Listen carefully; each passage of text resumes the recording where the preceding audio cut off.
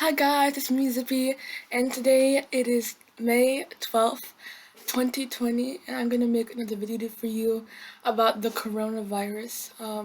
This time the video should be shorter, because I'm making pretty lengthy videos, and I never really expect to talk that much, but I'm a real big talker. I'm someone who just loves talking, so like it's just really natural for me.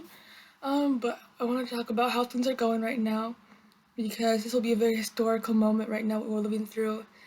I think about how history will write this down. I wonder how they'll describe this moment. I wonder what they'll see as successes and what they'll see as failures.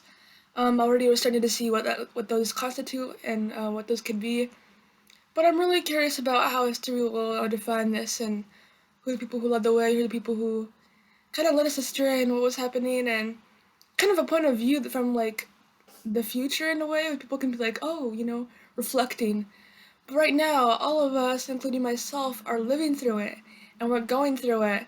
And those who were touched by coronavirus and those who've had family members who've been affected by the virus, they definitely have the most experience with this virus.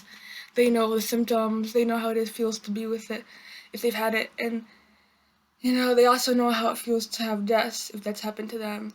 And that's very unfortunate. And yeah, it's just, it's real life. And that's the most daunting aspect of that. But today I wanted to give you some of the updates about what's happening in mid-May. Around this time, people are trying to reopen, what's it called, states. States are trying to reopen. Then you have one side saying, it's fine, we can go ahead, we can reopen. Cases are going down. We're opening more businesses up too, as you can tell. We're having more people. We're having more, not as much interaction as you would before, right? But we're making sure that we're having some other restrictions in place to not easily transmit the virus. But at the same time, we're opening businesses up. When you have one side saying it's way too early, you can see sometimes that that these reopenings, have up to higher cases in the state. In the vicinity where they're administered.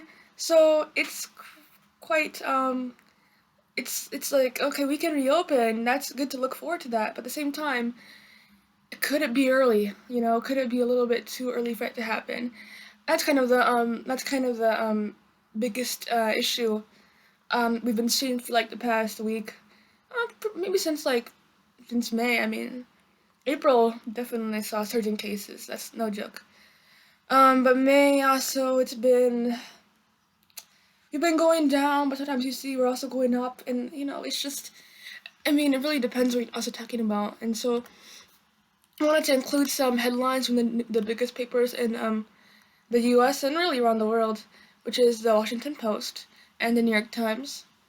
These are the biggest stories right now. Um, Tesla is opening up their factory. There also is a, a photo went viral of a really crowded flight. And looking at it, I can see this photo right here, and it looks like basically it looks like basically the flight I went on to Kenya this past summer. Um, when I went to Doha, well, actually, when I was coming from Doha to JFK, it was a packed flight, it was packed, and this photo looks exactly like that. The only thing that's different, though, is that we have people wearing masks. And back when I flew to Kenya, that was in almost a year ago. That was in July, and then August. Coming back a month. But here, people are really packed flying. And the rush is around. So that's basically saying this photo shows the potential risk of flying now, which I think is definitely, something that people need to account for. But yeah, wow. Um, in case you're wondering, a total of 80,060 deaths have been reported since February 29th. That's the total since we started. February 29th was 0. But now it's been 80,060, sorry, 80,060 deaths, which is just very, very, very sad, very unfortunate. Um, yes. Oh, wow. And guess what, guys? I made a video before saying how many cases there were. But now the number obviously has gone up, and now it's 4.1 million. That's an estimate. That's just rounding, you know. I mean, sorry, not that's that's rounding.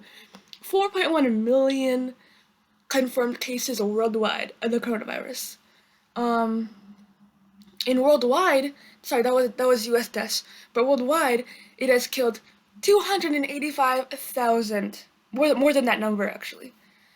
So, I mean, the number keeps going up and up and up and up. Um, Now also there's a section of life at home, and so people people saying like, oh, pet stores are getting like, or adoption shelters are getting more adoptions because people want to have pets nearby them to keep them, um, what's the word, busy and have company, because you're really alone a lot, especially if you live by yourself. And also people are cooking, making recipes or baking. People are playing video games. I just saw someone doing that in RPG. A good way to spend your time. I mean, for staying indoors, and yeah, things like that. Watching movies, of course. Um, Gardening, also if you have a garden. The Home Depot line was really huge in Queens, and the New York Times. Yeah, I'm here now, and yeah, states are trying to reopen. That's a big headline. And people are trying to donate plasma, those who have been affected by the virus, because it can be very useful for the health experts. And yeah, this one here, it says, crowds in barbershops, gossip, what New Yorkers really miss. And there's a picture of New York in the summer. And let me tell you, New York in the summer is the most fun place and the most busiest place. And that, I think, just the whole fact of it being busy makes it fun. And the whole fact of it being fun makes it busy. So, it's a picture of Times Square, and oh my goodness, Times Square. I went there the other day. You can find on my website in the link below. I made a website about. I made a website about how the coronavirus in pictures in New York City, and I basically took a lot of pictures across time.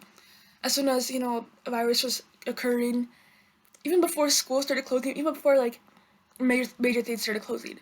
Most of like warnings and like, oh, we're closed, but before it got to be like really peak, and then at the peak, and then also, you know, so I did it from pre-peak and during the peak. I took a lot of pictures, and but yeah, shows you how much New York has really changed, really, really changed. So in Times Square, I took pictures of that, and it was as empty as can be.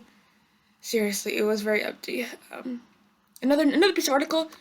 Will shopping ever be the same? Shopping. I mean, we've heard companies like Neiman Marcus, J. Crew having trouble, um, and during this time, and I mean, shopping, malls.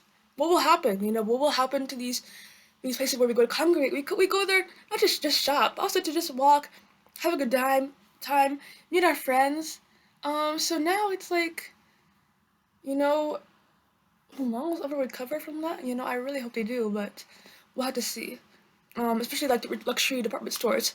I've drove down Fifth Avenue a lot too, with my family, and it's definitely, uh, it's definitely different. Um, yeah, it's definitely different. Um, because you just see all these displays, and I think even the displays have changed. Maybe it's just me. I know maybe they didn't change, but some of them look different than I did last time. But all these department stores, all these luxury goods stores, all the ones that line Fifth Avenue, Madison Avenue, all empty. You go there other days before this virus. Oh my goodness. you have to try to find out the display. You have to try to look for the display, because everyone's walking, everyone's around and crowding there, and But now there's no one. You can literally, and even the amount of cars is so little. I can drive on FDR. I can drive on um the other road going past the piers. I can drive anywhere in New York City, and before that, you couldn't do that if you're my age. And you're just learning to drive. I haven't hit anyone though, just so you know. I'm perfectly fine. But it's just telling you how much the roads are cleared, telling you how much things have changed, how much it's just congregation New York has become just an anomaly, and it's kind of what made New York in a way. All the people, all the activities, all the bustling nature, but it's barely become something that's invisible, and so you have to see. Um, and if we're learning about school, if we're learning about like school as well, schools, colleges, and I think I mentioned this last time. Colleges are thinking of reopening in the fall. Obviously, basically every single college and school. Governor Cuomo announced that NYC schools recently would be closed until the end of the year. So semester, I mean, and so yeah, I mean all of these establishments, all of these schools have been closed until fall, and even people are saying, "Oh, fall, maybe it's too early," because there is a second wave on people's minds, and the second wave could be even worse than the first wave. They're saying, the experts are saying, and so second wave, you know, I mean that's gonna be very wow, you know, it could be very dire, Not it could be, it will be, in some instances. Um, so what to see, and some people are saying some schools are gonna go online in the fall. So if you're a senior, you're going from online high school to online college, which is I think is like a huge information. And you won't see the teachers. You won't be like seeing the teachers face up. You won't be seeing them like I don't know opening day, the day where you what's it called, like moving in day, going to the college and visiting, that kind of thing.